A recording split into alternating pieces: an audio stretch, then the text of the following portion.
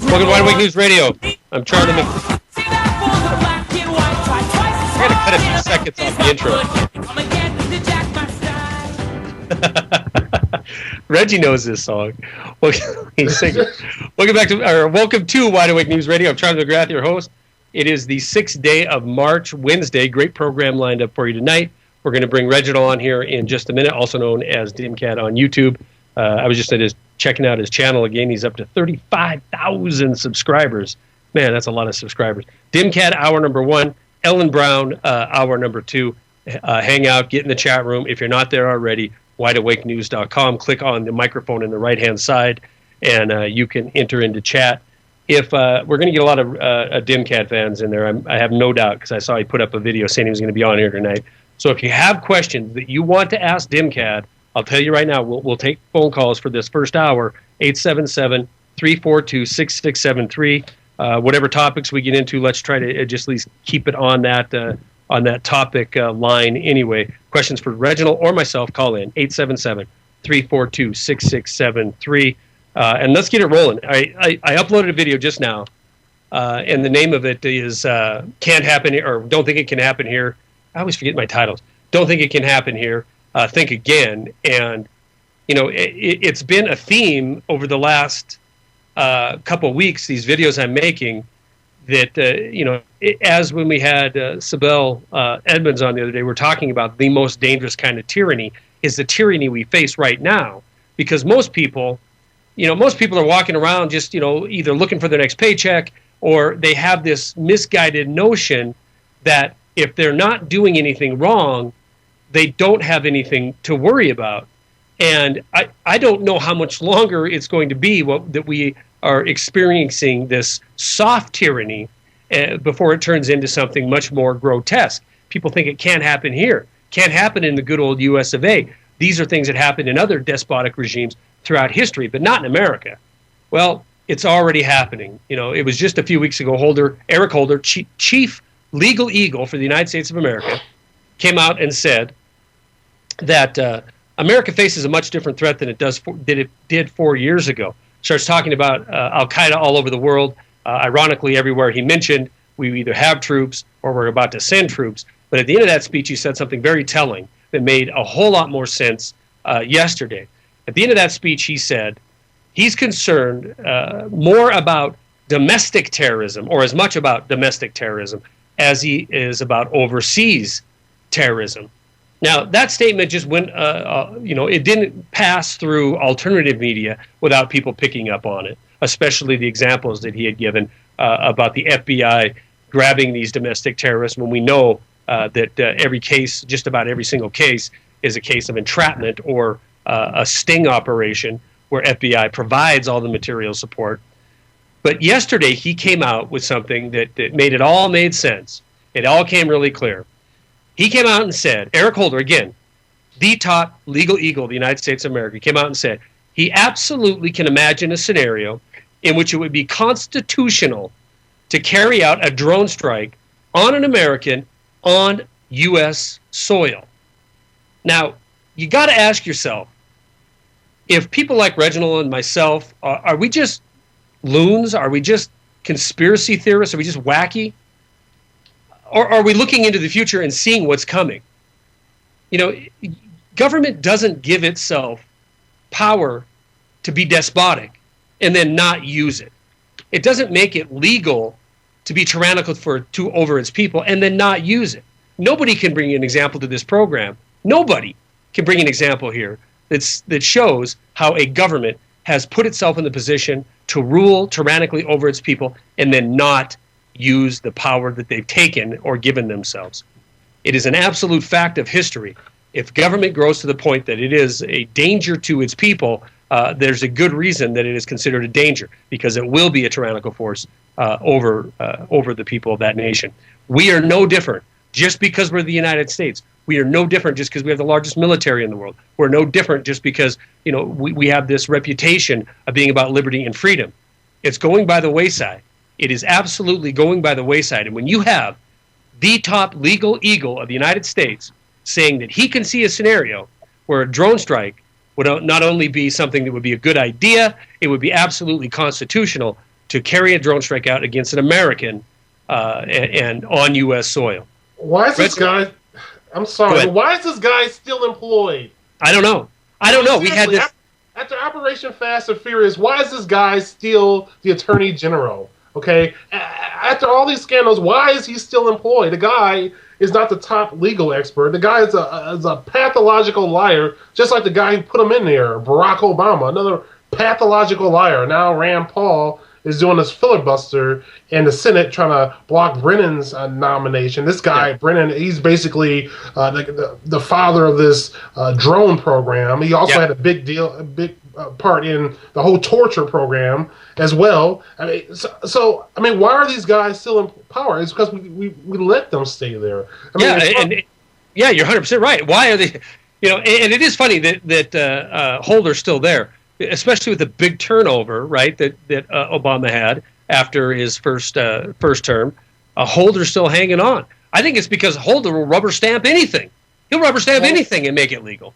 Apparently so. I mean, look at all these other issues. The guy basically said about the whole drone strike in the U.S., the whole scenario of, can the United States government actually use drones to kill American citizens right here in the U.S.? And he says, I wouldn't rule against it. Essentially, he's saying that, yes, he thinks that it is legal. That he's declaring that the White House is declaring that it's legal for them to kill American citizens without a trial. And to say it's constitutional is ridiculous. It's clearly not constitutional. What happened to due process? It doesn't exist. It's absolutely ridiculous. Right, and it is. They have no authorization for it. Go ahead, Reginald. Sorry, go ahead. No, go ahead. I was going to say he didn't say that he could imagine it, that there would be a scenario. I mean, he said his exact words. It is possible to imagine an extraordinary circumstance in which it would be necessary to carry out a drone strike on a U.S. Citizen. I mean, what are those circumstances? Right. What is it? He decides. Well, we know what the circumstances are to be considered a belligerent actor, right? Whatever the hell they say it is. Basically. That's exactly right. And because it's the same thing with the whole foreign policy, the idea that they can use drones to kill American citizens and just about anybody else overseas, without a trial, just as long as they think this person may be an operational leader of Al-Qaeda or a related group, related was whatever the hell they decide is related, right? Even though there's no evidence or any intelligence of any active operation against Americans. So they basically say we can kill whoever the heck we want to kill, right? Whenever we want to kill. So this is becoming straight up fascism. It's not just with the whole corporate bailouts. They're moving straight up towards fascism, and people don't seem to care. They don't. Again, if it goes back to the people that sit back and say, I don't care that there's a traffic cam. I don't care that there's drones flying around. I don't care that 30,000 of them are coming armed with cameras because I'm not doing anything wrong. And it's like I said, when Sibel was on the other night, we were talking this, and she's saying this is the worst, and I agree with her. This is the worst kind of tyrannical government in the history of the planet because it's happening, and most people are absolutely oblivious to it because their life hasn't been dramatically changed yet because of it, and they've been lured into this sense of it's patriotic to give up your freedom in order to obtain some safety. So. A matter of if, not, or a matter of when, not if, we start to see some real hard action happening on the people of this country, in this country.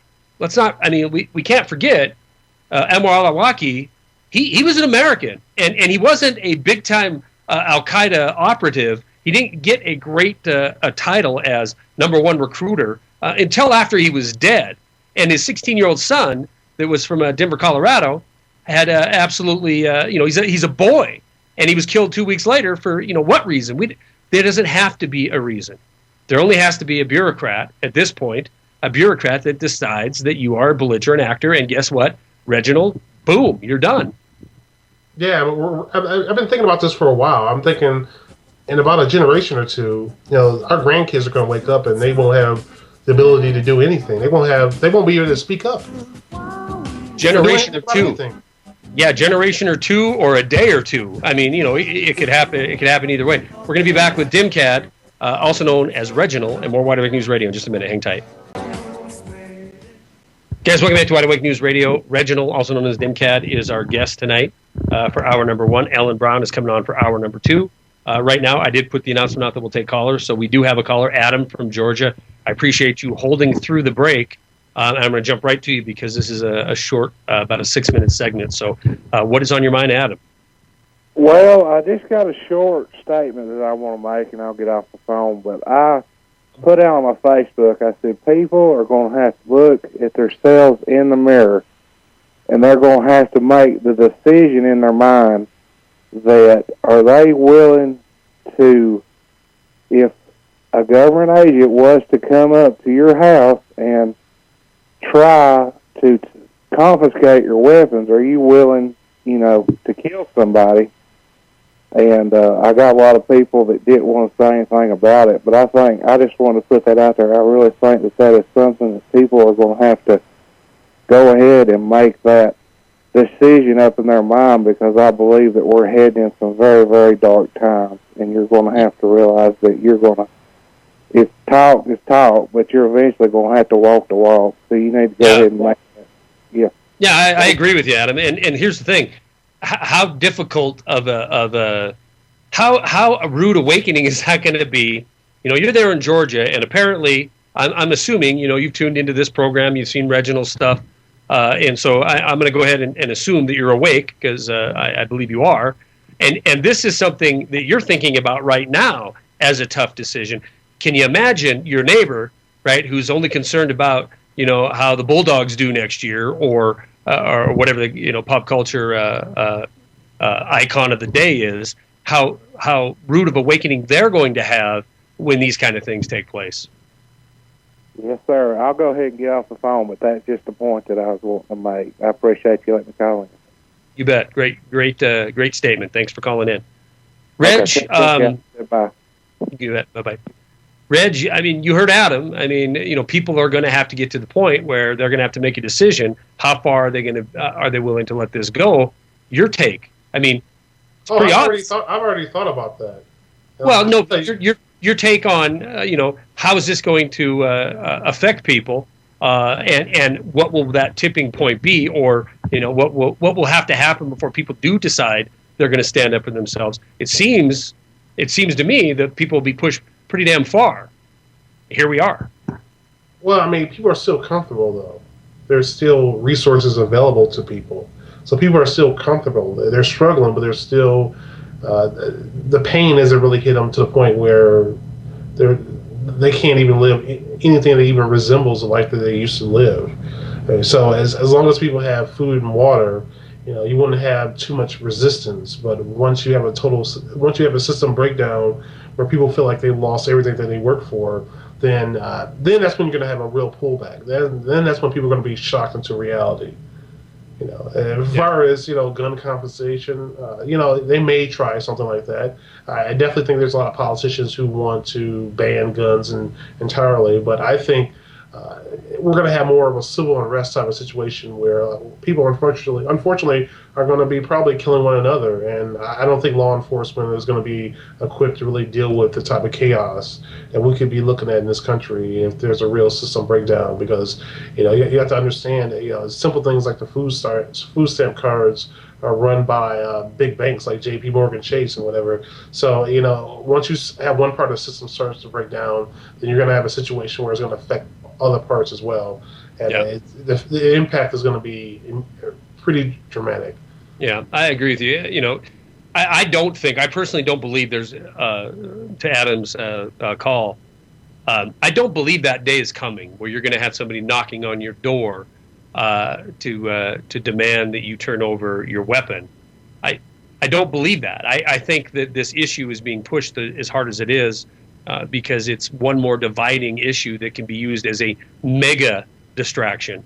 I do believe if that did occur, Adam, that absolutely would be the point that people would start to die, because there would be enough people, I believe, that would stand up. Oh, unless you're Gary, who sent me a message saying, they could take it. I got a bunch of throwaways laying around just for that purpose. But I do believe if it got to that point, it would be because they want to force physical violence, and they want to force bloodshed so they can implement draconian rule. But I don't think it's going to happen. I think they got all the control they need. What the hell do they? They don't care if you have a gun. They got a drone, man. That's cruising at 25,000 feet. You know, what are you going to do? Shoot at it with your AR? Good luck. So, you know, let us rip each other apart and sit back from on high and watch it. You know, just like the gladiator games. Yeah, but you still have to protect the operator who's operating the drone. That person. Yeah. Sure. That person isn't in the clouds either. So, I mean, what good is a drone if the operator isn't available? That's a great point. But anyway. No, that's a great point. I got an answer for you. I do believe that we've seen security build out to the extent we've had, including, and we'll talk about this after the break because we're pretty close to it, including a purchase of 2,700 up-armored vehicles. There is enough security in place. There is enough police state, boots on the ground, to protect vital interests of status quo, to protect government, to protect big bankers, to protect Federal Reserve buildings, that kind of thing. Sure, there's plenty of people that are going to sit around in safety, flying drones around or whatever the case may be, because right outside there's going to be, you know, you got a 50 cal mounted on a tank, you know, so it doesn't matter what happens. There is one problem with that. The people you're bombing are probably going to be related to the people, or probably at least tied to the people who are supposed to be protecting you. So I mean, that works really well when you're bombing another country. I'm just throwing this out there. I don't know how that's going to work out when, you know, you're bombing people within your own country. I mean, because you're still getting personnel from that country. Yeah, it's a good argument. I don't know. Who knows? I got a question from I got a question from Meat. We'll get to that when we come back with Reginald, also known as Demcad. Hang tight. We'll be right back. Welcome back to Wide Awake News Radio. Charlie McGrath. Reginald, also known as Demcad from YouTube, is our guest. Finishing up the second half of the first hour here. What were we talking about? Because I got sidetracked with our video. We had a video malfunction during the break. It looks like, Reg, can you see me okay now? Oh, yeah, I can see you, definitely.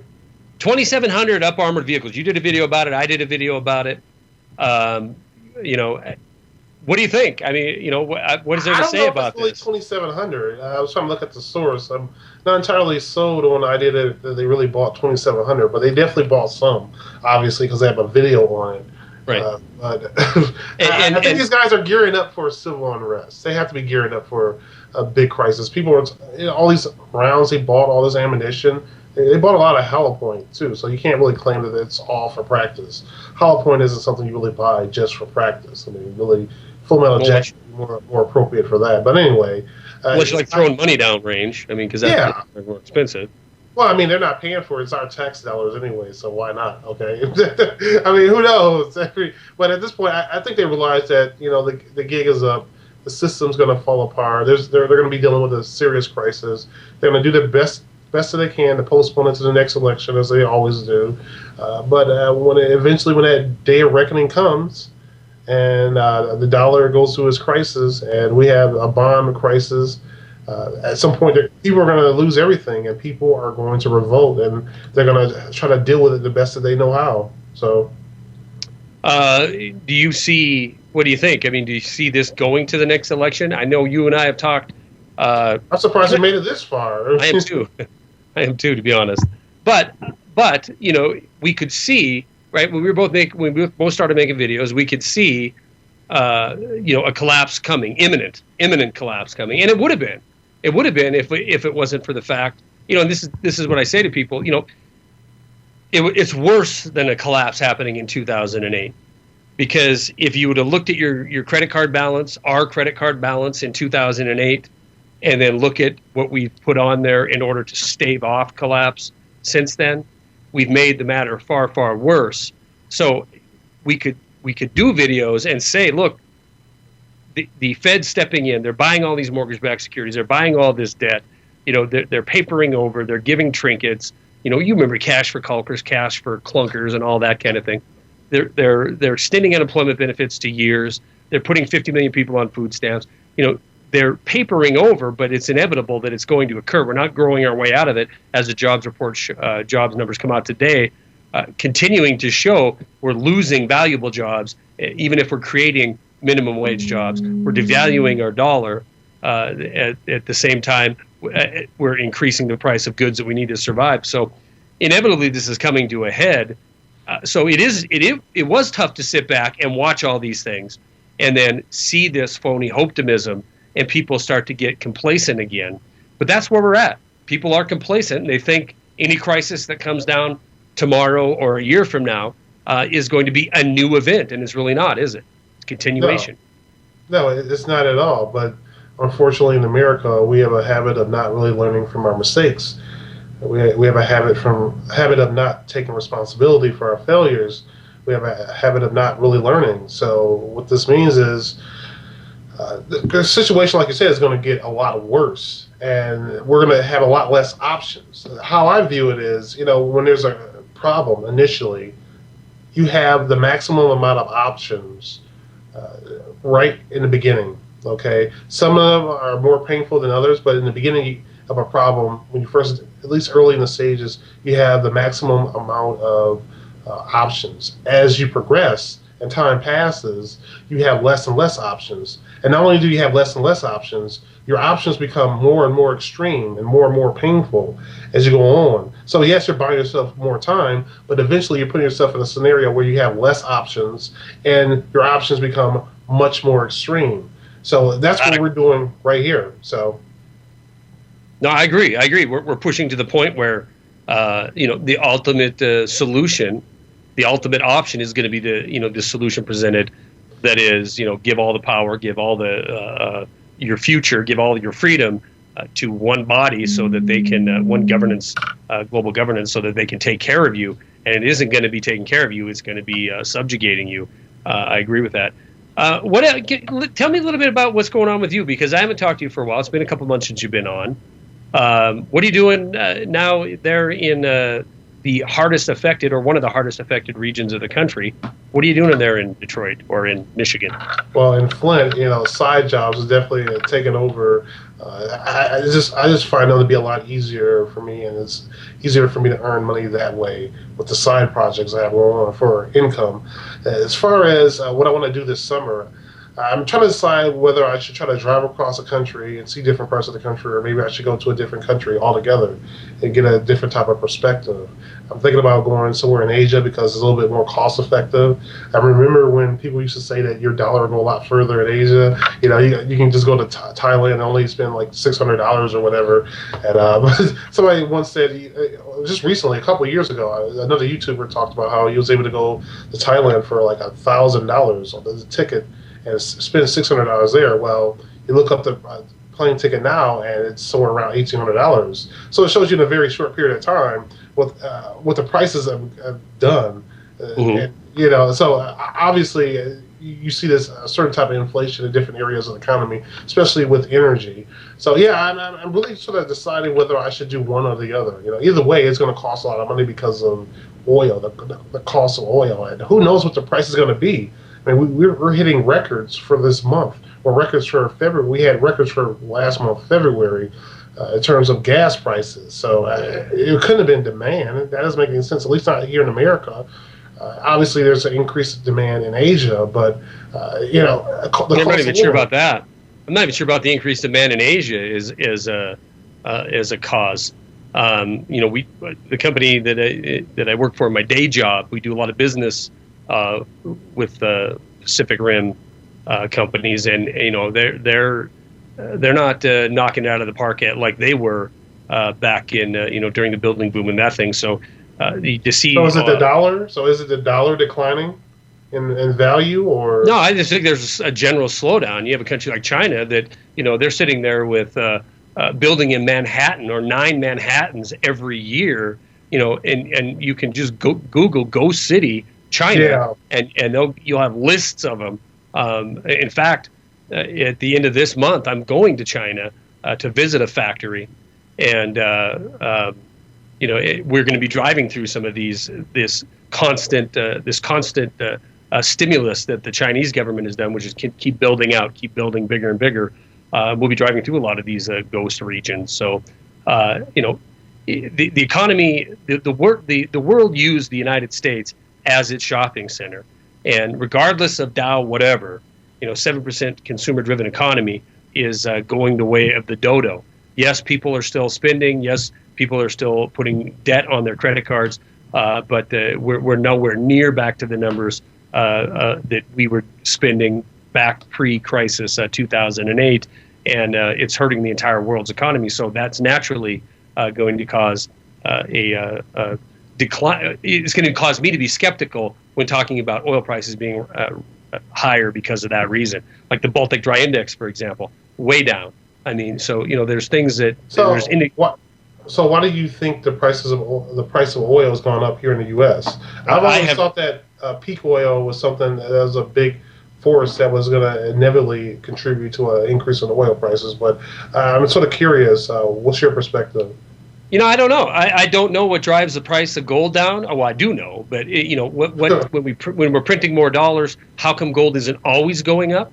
And I don't know why when the real statistics we look at showing that the price for energy should be decreasing, it's increasing. If I have an economist on and ask him that, something like John Rubino, they're going to say, well, it's because we're printing more dollars. So naturally, there's more dollars chasing either less or the same amount of goods. Therefore, you're going to see inflation. And I believe that's probably a big part of it. That's why the things that we use to survive, the commodities we use to survive, food, energy, that kind of thing, they consistently tend to go up, even though the Fed can come out and say CPI is at 2% on a 2% inflation. So I think it's more of a combination, really. Hold that thought. I thought I heard it, and I did. Hold that thought. It's a combination. We'll talk about the Reginald Demcad combo on the backside of this break. We'll be right back. Hang tight. Welcome back to Wide Awake News Radio. I'm Charlie McGrath, joined by Reginald, also known as Demcad from YouTube, and we're continuing the conversation. On oil. Oil. Why the price of oil keeps going up, and I think it's a combination. One, the declining value of the U.S. dollar, the increase in inflation, and two, I think it's the decrease in oil production in terms of peak oil. I think it's a situation where there's still oil in the ground, but it's much more difficult to acquire the oil, and it's much more expensive to acquire the oil, and it's cutting into the profits. I think it's a situation where it costs more money to acquire the oil and extract the oil, and more money to actually process the oil. So with that trend, and also with weakening U.S. dollar, I think you end up with higher prices for oil. But then again, when it comes to something this complicated, who knows? That's my best guess. Yeah, can you hear me okay, Reginald? Oh, yeah, you're back. Okay, now. good. Okay, good. I don't know what happened. Gary sent me a message saying it cut out there for a minute. Yeah, I agree. And we talked during the break, what is a tipping point where we feign recovery because of market indicators, but yet people like me and Reginald and you listening out there, we are the ones having to pay this so-called 2% inflation when we go to the grocery store or to the gas station. At some point, there's going to be a huge, huge disconnect, continuing to see falling wages, continuing to see more people be long-term unemployed and that kind of thing. So, that factors into the ultimate the ultimate reality, which is a financial collapse just under the own weight of the lie of recovery, for Pete's sake. All right, I want to take a call now because I'm sure they called for Reginald because it's from Georgia. And apparently when Reginald's on here, I don't think I've ever had a call from Georgia before tonight, so it's got to be you, Reggie. I'm going to try to say your name, your YouTube name, and I hope I don't butcher it here. Aggieocracy, am I saying that right? Nope, not quite. It's actually Pennsylvania. Oh, my bad. I thought it said Georgia on there. My bad. Yeah, from GA, Georgia. Pennsylvania. Is Aggieocracy correct, though? Did I get that part right, at least? Actually, Iggyocracy. Oh. Oh, IGG? Yep, IG. Okay, it came up on my screen as AGG, so that can't be my fault. Okay, that's got to be Gary's. We'll blame him. What's on your mind, sir? But anyway, I wanted to call in and, I don't know, I keep hearing radio shows and all the podcasts and all these, social media places talking about, coping and prepping, which is fine. A lot of people need to know that stuff.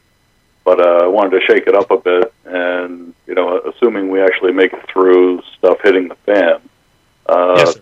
How tied are you guys to this world? Would you be keeping money, economies, fake jobs, which is like 80% of the world's a day, or would you be going to a shared free type world?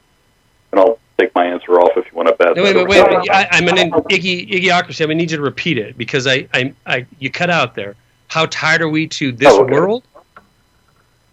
Yeah, how tied are you to this world that would you be willing to go to a shared free world, or would you guys be voting in the rebirth of humanity after World War III or whatnot to be pushing humanity back into money and economy and fake jobs, all this garbage that we have now, where I got some you. guy at the North Pole with the cash register. So. I understand you now. At first, I thought it was a afterlife question, but it's not. Oh, it's no, after breakdown of this system, right? Yep. Okay. I'm going to kick it to Reginald first, and that'll give me a few minutes to think of an answer. I was hoping you were going to do the same thing. All right, I'll give you mine first. I am absolutely not willing to go back to the current system that we have right now. Absolutely not. Where we have a very few people controlling resources, where we have very few people controlling power, and the masses groveling for this, or this fictitious shortage, this fictitious notion that money is created out of thin air, and the scarcity of it is what drives people and motivates people to go out and beg for these dictatorial powers to let loose. I am willing to go back to, and again, you might disagree with me here, a constitutional republic, because I think it's been a long time since this nation has operated as one, to where money is created. People do have to. People, if they're going to go out and work, they have to be compensated for something that isn't fantasy. So a currency that is backed by and for we the people, not for special interests, and certainly not for a cabal of banksters. Now, a lot of people in this community, I'm looking at the clock to make sure I give Reginald a chance to expound upon his answer, but a lot of people in this community are crying gold and silver all the time. I like gold. I have gold and I have silver, but I'm not for a system that gives the power that determine the value of my gold and my silver to the same people who control the value of fiat currency. So, and I'm also not advocating a system that is all about profit-driven motive. It doesn't matter if we put horse meat in something as long as the profits go up. It doesn't matter if people are dying across the ocean. We'll never talk about it because we're over there stealing their resources in order to have cheap goods here in the United States, or dismantling our ability to produce anything here and shipping it around the world so we can buy things cheaply here in the United States. So 70% consumer-driven economy, I think, is a recipe for enslavement. I'm absolutely not willing to go back to that. Now, if you're talking about some kind of grandiose scheme where we're all, working for the betterment of humanity, and that's our motivating factor, you know what? I love to read about that kind of thing, but I think human nature has proven to be something completely different. Reginald? People have to benefit from it, okay? Because otherwise you'll have some people working really hard and other people not working very hard at all. And they're all going to get the same amount. Then what's the point of working extra hard? What's the point of working really hard when somebody else doesn't want to work? I like capitalism. I just don't like crony capitalism. Right. I don't like corporatism, okay? I think that it should be a level, we should be treated equally. Okay, politically, economically, we should be treated based on, our own behavior. I don't think some of us should be treated better than others. I don't think some of us should be exempt from any laws, laws regarding fraud or whatever, simply because we're part of a big bank or something. I think you need to have a system in which people can at least be treated fairly and equally in that sense, in that very fundamental sense. Because once you have a system where there's two types of laws, then you're going to have conflict, you're going to have a social divide, and eventually it's not going to be sustainable. It's going to fall apart. So my biggest problem with this current system is not only a lot of things regarding the moral decay of the country, but really I think it's pretty much tied. It's a corruption. It's corporatism. It's essentially treating one group better than the other. That's how I could really break it all down to, because that's what's really happening in this country. One group is exempt from the laws. One group is better than others. One group deserves to get bailed out, and other groups, the hell with them. Right. Right. And then, the things that are being done in our names by this, you're describing the elite group, right? We go out and we spread democracy and secure cheap resources on behalf, this all happens in our names. This current system, I don't think is a resemblance of capitalism at all. I don't, and I do get into this argument with people on occasion about, capitalism is what destroyed everything. Well, an argument can certainly be made for that. Growth for the sake of growth isn't benefiting anybody except the people on top. But what is the decay of our economy right now isn't capitalism. It is, like Reggie said, crony capitalism, fascism. I mean, it is fascism. It isn't. Let's forget capitalism because it doesn't exist here, right? The only financial choices you get to make is where you can spend the Federal Reserve notes that you go out and toil for. But as far as the financial destiny of this nation or us as a people, we don't have any. There's no say or choice over that because we, the people, we don't have the power to issue our own currency or determine what that currency is or determine what the value of it is. It's all done by special interest. Reg? Absolutely, and it's part of the reason why a lot of people are losing faith in the system. Absolutely. Yeah, and it takes me to another point. You say that people are losing faith in the system, and again, as everything is in politics, it's turned into a dividing issue. That's I believe that's why you see a lot of people crying or screaming from the rooftops that capitalism is the death of humanity, and as we brought down here, that isn't the case. It's fascism that is the death of humanity, the death of free market capitalism. Iggy, are you still with us? I think he hung up at the. I hope. Oh, he is here. Go ahead. Some of the wars or whatnot being village type, where everybody is working for each other, and pretty much only the young or able are actually doing the labor sort. Absolutely. I think it happened. Turn down your radio for me. But you would take them back to money and economies after that. Well, no, hold on. I'm going to try to answer best I can in a minute, but turn down your speaker because it's feeding back. Could I see it? Yeah, I mean, we see it. We see it all over the world, right? Where there's still small communities that do the work that needs to be done to take care of that family or that unit or that tribe or that village or whatever the case is. Do I see it happening on a global scale? Sure. If the power elite get their way and wipe out all but about 500 million of us, but of a planet with 7 billion people, I think there's going to be, there's going to be those that want luxury and those that don't want to work and those that do want to work and want to get ahead. So I don't think we're going to change humanity with a collapse and a political or economic collapse. I don't think we're going to change the nature of humanity. Reggie? Yeah, I agree. I don't think money, the very idea of money, is going away anytime soon. Yeah, well, which is kind of sad because, to Iggy's point, inevitably, and history does seem to repeat itself or closely rhyme. We have a breakdown, we have a renaissance, we have freedom, and then we end up back with a tyrannical dictatorship or tyrannical governance. So, I mean, maybe that is the overarching question. Is do we want to keep playing this roller coaster game, up and down, up and down? I don't know. Iggy, thanks for making us think. I appreciate it. Demcad, also known as Reginald, thank you very much for joining me tonight. Let's not wait 2 months before we get you back on the program. I hope you're well, and I wish you best in your endeavors of traveling this summer. All right, man. All right. Guys, stay tuned for Ellen Brown because she's coming up next, and we got an article that she's recently wrote. We're going to talk about. Should be an interesting conversation. Always is when she's on. Hang tight. We'll be back in just a few minutes.